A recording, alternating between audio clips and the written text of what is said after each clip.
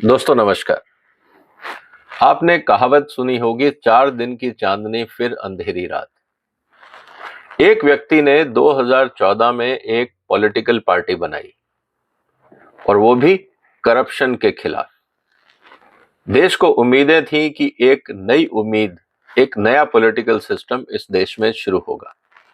लेकिन शायद किसी को नहीं पता था कि जैसे ही लोग सत्ता में आते हैं उनका मानसिक संतुलन बिगड़ जाता है। अन्ना हजारे ने उसी आंदोलन में एक बात कही थी कि अगर आप कुर्सी के लालच में पड़ जाएंगे तो आपको गलत काम करना ही पड़ेगा। ये राजनीतिक मजबूरियां होती हैं।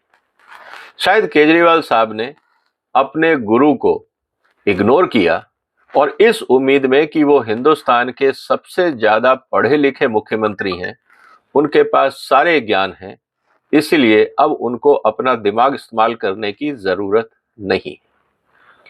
दोस्तों, रावण भी बहुत इंटेलिजेंट था। उस समय ब्रह्मांड में उससे ज्यादा कोई पढ़ा लिखा व्यक्ति नहीं था, उससे ज्ञानी व्यक्ति नहीं था, उससे बलशाली व्यक्ति कोई नहीं था। लेकिन उसके अपने कर्मों ने, उसकी अपनी गलत सोच ने उसको पतन पे पहुंचा दिया। उसका नामो निशान दुनिया से मिट गया। क्या भारत में इस समय जो राजनीतिक परिस्थितियां हैं, एक सबसे बड़ा अपने आप को मुख्यमंत्री बताने वाला और सबसे ज्यादा पढ़ा लिखा मुख्यमंत्री बताने वाला, क्या इस एरोगेंस में भूल गया कि देश में एक संविधान है और कोई भी व्यक्ति हो उसको संविधान के हिसाब से ही चलना होगा। अब सवाल इस बात का है कि क्या ये जो स्थिति आज आई है ये अभी आई है या आने वाले दिनों में आपको और पता लगेगा कि यहां तो कुछ और मामला है। आगे आने वाले दिनों में क्या होगा उसकी चर्चा मैं बाद में करूंगा। अभी तक इनके अपने जो स्टेटमेंट थे वो क्या थे, ये आपको जानना जरूरी है। आगे बढ़ने से पहले इस वीडियो को आप शेयर कर सकते हैं, इस चैनल को सब्सक्राइब कर सकते हैं अगर अभी तक आपने नहीं किया है। दोस्तों, जब चुनाव होता है तो उसके समय एक एफिडेविट भरा जाता है और हर कैंडिडेट को बताना पड़ता है कि उसके ऊपर कितने मुकदमे हैं। मैं आज की बात नहीं कर रहा हूं। केजरीवाल साहब आज तो कह देंगे जी मोदी ने फंसवा दिया।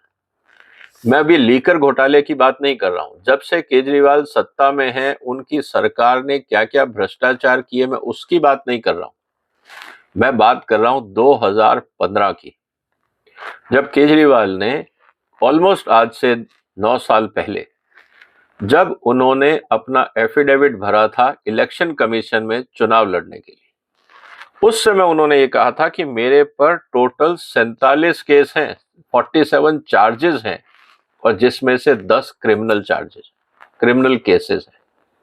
ये बात है 2015 की, जब वो दिल्ली के राजा बनने की तैयारी कर रहे थे और उनके पास इतना एरोगेंस नहीं था। वो तुरंत उस समय अपने अपने जो एजेंडा थे, अपना जो आंदोलन की काम करने के तरीके थे, उससे वो उभर रहे थे एक राजनीतिक परिदृश्य में पैर रखने के लिए।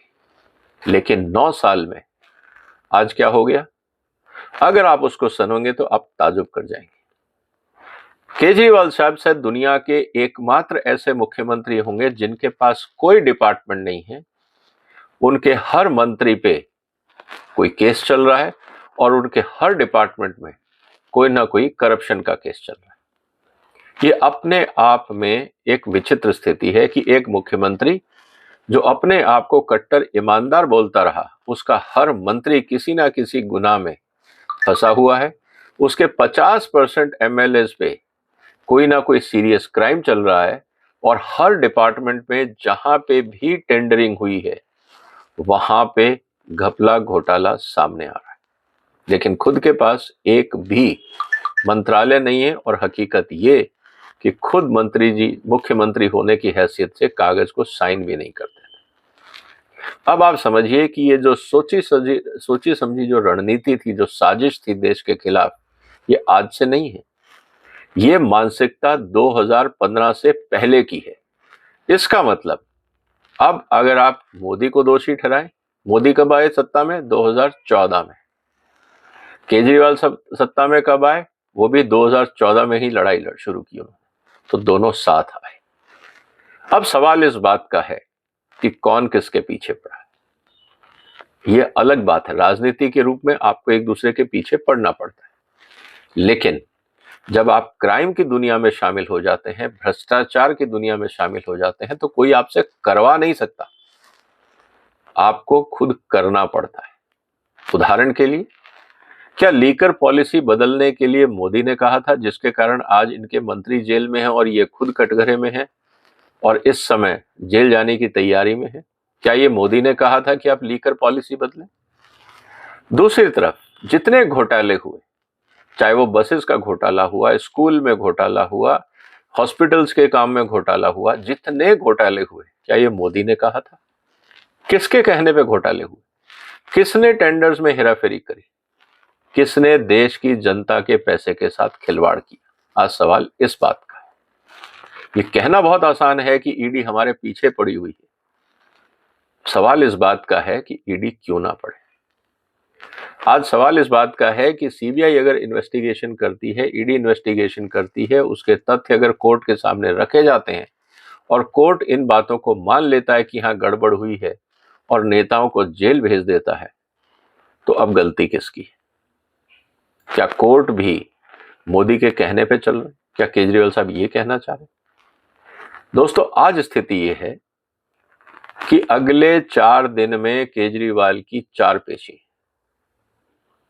इस बात को हमें समझना होगा। पहली पेशी, जिसमें सबसे इंपॉर्टेंट मुद्दा है कि कल गुजरात हाई कोर्ट का एक केस जजमेंट आएगा 16 तारीख को, और उसमें यह बताया जाएगा कि डिफेमेशन के केस में केजरीवाल साहब पे अपराध बनता है या नहीं और उनके आगे की कार्रवाई होनी है या नहीं, क्योंकि उन्होंने गुजरात यूनिवर्सिटी में इस बात को लेकर आरोप लगाया कि जब मोदी की हमने डिग्री मांगी तो यूनिवर्सिटी ने क्यों नहीं दी, यूनिवर्सिटी की डिग्री क्या फर्जी है, क्यों छुपा रहे हैं, वगैरह वगैरह दुनिया भर के आरोप लगाए। और जब आरटीआई ने डाला तो हाई कोर्ट ने यह बोल दिया कि जब डिग्री ऑलरेडी वेबसाइट पे है, यूनिवर्सिटी ने ऑलरेडी डिग्री वेबसाइट पे डाल दी थी, तो बार बार मांगने का क्या अधिकार है, क्या लॉजिक है? आपको देखनी थी, आप वेबसाइट पे देख सकते थे। और हाई कोर्ट ने यह कहा कि नहीं, ये मुद्दा अवमानना का है और आपको हम रिलीफ नहीं दे सकते। ये गए सुप्रीम कोर्ट, सुप्रीम कोर्ट ने भी कह दिया कि आपको रिलीफ नहीं मिलेगा, वापस जाइए। और वापस जब ट्रायल कोर्ट में मुद्दा गया तो उस पे सुप्रीम कोर्ट ने ये कहा कि आप इसको केस को देखिए, हाई कोर्ट को बोला, और आप बताइए कि आगे की कार्रवाई क्या होनी है, उसका निर्णय कल आना है। तो ये है कल की बात। 17 तारीख को राउज एवेन्यू कोर्ट ने इनको बुलाया है कि 5 सम्मन आपको भेजे गए थे, आप अपीयर क्यों नहीं हुए? ये बार बार ये बोलते हैं कि आपने मेरी हैसियत नहीं बताई। मेरा तो ये कहना है कि केजरीवाल साहब अपनी हैसियत खुद जानते हैं। आप खुद बोलते हैं मैं आम आदमी पार्टी का कार्यकर्ता हूं, तो आप कार्यकर्ता है तो जाइए, आपको इसके अलावा हैसियत किसका सर्टिफिकेट चाहिए? आपने तो खुद अपना सर्टिफिकेट खुद को दे रखा है। तो फिर ये स्थिति ऐसी क्यों? इसका मतलब 16 तारीख को भी इनके खिलाफ मुकदमे का जजमेंट आना है, 17 को भी आना है, 18 को छुट्टी है, 19 को ईडी का 6ठा समन और उसकी पेशी। अब सवाल ये है कि क्या 19 तारीख को ये ईडी के पास जाएंगे? और अगर ये नहीं गए तो सवाल इस बात का है कि क्या ये कोर्ट की अवमानना होगी? अब कोर्ट इनको क्या आदेश देता है ये तो 17 तारीख को पता लगेगा, लेकिन सवाल इस बात का है कि क्या केजरीवाल साहब का जो सूर्य उदय हो रहा था भारत की राजनीति में, क्या वो वक्त से पहले ही अस्त होने की तरफ जा रहा है?